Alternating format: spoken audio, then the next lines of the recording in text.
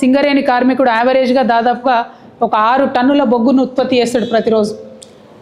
మోడీ గారి లెక్కలు అంటేనేమో టన్నుకి 25,000 రూపాయలు. కానీ మోడీ లెక్కలు కాదు, మనం మామూలు లెక్కలు తీసుకున్నా కూడా టన్నుకు 5,000 పట్టుకున్నా కూడా ఒక్కొక్క కార్మికుడు సింగరేణిలో రోజుకు 30,000 రూపాయలు సంపాదించి తెలంగాణకు ఉల్టా ఇచ్చేటటువంటి పరిస్థితి ఉంటుంది.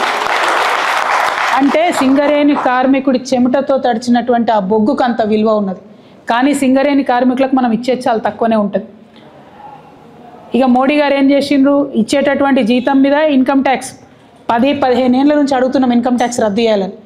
ఇంకా కొత్తగా ఆయన పర్కులు కొత్తగా ఇస్తారు. ఆ పర్కులన్నిటి మీద కూడా వాళ్ళు ఇన్కమ్ ట్యాక్స్ వేయడంతో చాలా అదనంగా భారం పడుతుంది. నేను భారతీయ జనతా పార్టీని డిమాండ్ చేస్తూ ఉన్నా, సింగరేణిలో ఎంప్లాయీస్కి వచ్చేటటువంటి పర్క్స్ ఏవైతే ఉంటాయో వాటి మీద ఇన్కమ్ ట్యాక్స్ తక్షణమే రద్దు చేయాలి. ఇతర పిఎస్యూస్లో ఎక్కడన్నా ఇన్కమ్ ట్యాక్స్ పర్క్స్ మీద వేసినటువంటి ఇన్కమ్ ట్యాక్స్ను రియంబర్స్మెంట్ ఇస్తున్నారు. ఒక్క మన సింగరేణిలనే కార్మికులకు రియంబర్స్మెంట్ ఇస్తలేరు. ఆ రియంబర్స్మెంట్ ఇవ్వవలసిందిగా కూడా నేను ప్రభుత్వాన్ని డిమాండ్ చేస్తున్నా. వాటి కోసం ఖచ్చితంగా పోరాటం కూడా చేస్తాం. మరి హెచ్ఎంఎస్ కానీ రియాజ్ అహ్మద్ గారి గురించి చెప్పాలంటే, హెచ్ఎంఎస్ అనేటటువంటిది సుభాష్ చంద్రబోస్ గారు పెట్టినటువంటి సంస్థ, ఇప్పటిది కాదు అప్పటిది కాదు. ఆయన ఆశయాలతోని కార్మికులు ఆనాడు ఎట్లా కష్టపడ్డారో బ్రిటిష్ హయాంలో వాళ్ళకి న్యాయం జరగాలని పెట్టినటువంటి సంస్థ.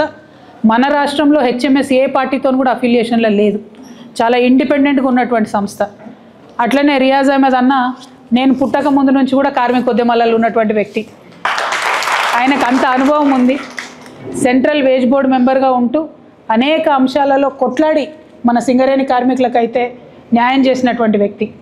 ప్రతిసారి దీపావళి బోనస్ వస్తే ఫైటర్ లెక్క కొట్లాడి ఎక్కువ బోనస్ని తీసుకొచ్చేటటువంటి వ్యక్తి. మరి ఆయన 1 కాదు 2 కాదు గ్రౌండ్ లెవెల్లో అనేక ఉద్యమాలు చేశాడు. రియాజ్ అహ్మద్ గారితో కలిసి మరి హెచ్ఎంఎస్తో కలిసి ఇవాళ సింగరేణి జాగృతి కూడా అన్ని 11 ఏరియాల్లో కూడా పనిచేస్తుందని తెలియజేయడానికి చాలా సంతోషిస్తూ ఉన్నాం. కార్మికుల యొక్క సంక్షేమం, కార్మికుల యొక్క వెల్ఫేర్ ప్రధానంగా పెట్టుకుంటాం మా ఎజెండాలో. అదేవిధంగా కార్మికుల యొక్క హక్కులను కూడా ఎక్కడ కూడా విస్మరించకుండా కాంగ్రెస్ పార్టీ చేస్తున్నటువంటి మోసాన్ని కూడా ఎండగడుతూ ముందుకెళ్తాం. పోయినసారి లాభాల్లో వాటా అని ఇచ్చిరు కాంగ్రెస్ పార్టీ వాళ్ళు, 33% ఇస్తున్నామని చెప్పాను. అందరం కూడా మంచిదే కదా, ఇదివరకు మనం 30 ఇస్తే వీళ్ళు 33 ఇచ్చిరు అనుకున్నాం. కానీ ఎంత దారుణం అంటే కాంగ్రెస్ మార్కు నయవంచన ఎట్లా ఉంటుందంటే అసలు లాభాలనే తక్కువ చూపించారు. ఇచ్చుడేమో పేరుకు 33 ఇచ్చిరు, తప్పు అంకెలు చూపించి కార్మికులకు తక్కువ డబ్బు ఇచ్చినటువంటి ప్రభుత్వం కాంగ్రెస్ ప్రభుత్వం. ఇప్పుడు నేను డిమాండ్ చేస్తూ ఉన్నా, దసరా రాబోతూ ఉంది, కార్మికులకు ఇచ్చేటటువంటి లాభాల్లో వాటాను ఈసారి 35% ఇవ్వాలని చెప్పి నేను డిమాండ్ చేస్తూ ఉన్నా. అది కూడా ఉట్టి లెక్కలు కాదు, దొంగ లెక్కలు కాదు, కరెక్ట్ లాభాలు చూపించాలి, కార్మికులకు నిజంగా కూడా లాభం అయ్యేటట్టు చేయాలని చెప్పి నేను డిమాండ్ చేస్తున్నా. అట్లనే కార్మికులలో చాలామంది యువమిత్రులు ఉన్నారు. కేసీఆర్ గారు డిపెండెంట్ ఉద్యోగాలు ఇచ్చిన తర్వాత అనేక మంది యువమిత్రులు ఉన్నారు. వారందరూ కూడా మంచి డిగ్రీస్ చదువుకున్న వాళ్ళు ఉన్నారు. కాబట్టి ఇంటర్నల్ రిక్రూట్మెంట్ వెంటనే చేపట్టాలని కూడా నేను యాజమాన్యాన్ని డిమాండ్ చేస్తూ ఉన్నాను. అట్లనే యంగ్స్టర్స్ వీళ్ళందరూ కూడా చిన్న పిల్లలు ఉన్నారు. ఇదివరకు సింగరేణి స్కూల్స్ అంటే బాగా చెప్పుకొని గౌరవంగా అందరూ కూడా వచ్చినటువంటి పరిస్థితి ఉండే.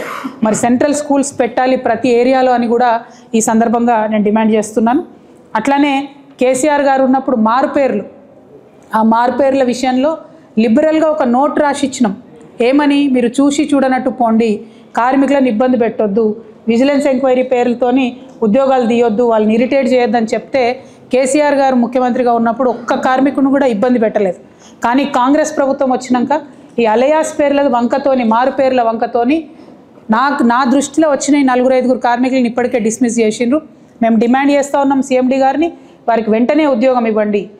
ఇవ్వకపోతే మాత్రం మేము అన్ని రకాల పోరాటాలు కూడా చేయడానికి వెనుకడుగు వేయబోమని కూడా ఈ సందర్భంగా సింగరేణి యాజమాన్యాన్ని డిమాండ్ చేస్తూ ఉన్నాను.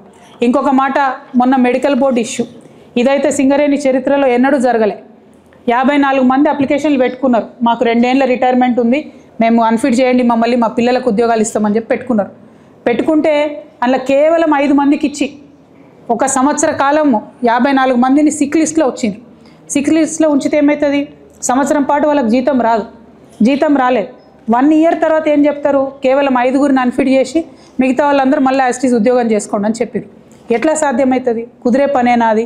ఇది అన్యాయం, కాంగ్రెస్ ప్రభుత్వం చేతగానితనం. ఖచ్చితంగా మళ్ళీ ఒకసారి ఇమీడియట్గా మెడికల్ బోర్డు పెట్టాలి. ఎవరు మిమ్మల్ని అప్లై చేస్తే, ఎవరు మీకు అప్లై చేసుకుంటే వాళ్ళకి ఇచ్చేయండి. కేసీఆర్ గారు ఆ ప్రొవిజన్ ఇచ్చిరు.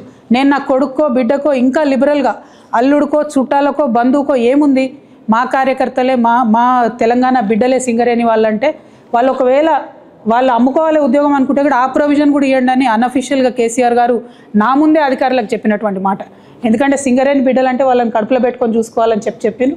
కానీ ఇంతవరకు కూడా కాంగ్రెస్ ప్రభుత్వం దీన్ని ఒక కరప్షన్కి వేదికగా చేసి, ఏం అవసరం అండి, ఎక్కడో ఉన్నటువంటి ఏదో ఏరియాలో ఉన్న కార్మికుడు మెడికల్ బోర్డుకి అప్లై చేసుకుంటే దానికి సెంట్రల్ బోర్డు ఎందుకు కావాలి? ఆయన ఉద్యోగం కదా, ఆయన ఇచ్చుకుంటా అంటుండు కొడుకు, ఇమ్మీడియట్గా అన్ఫిట్ చేసి ఇవ్వాలని చెప్పి నేను డిమాండ్ చేస్తున్నా. మొన్న మీరు ఈ 54 మంది విషయంలో చేసినటువంటి అన్యాయాన్ని కూడా ఖచ్చితంగా వెనక్కి తీసుకొని వాళ్ళందరినీ కూడా అన్ఫిట్ చేయాలని కూడా నేను డిమాండ్ చేస్తూ ఉన్నా.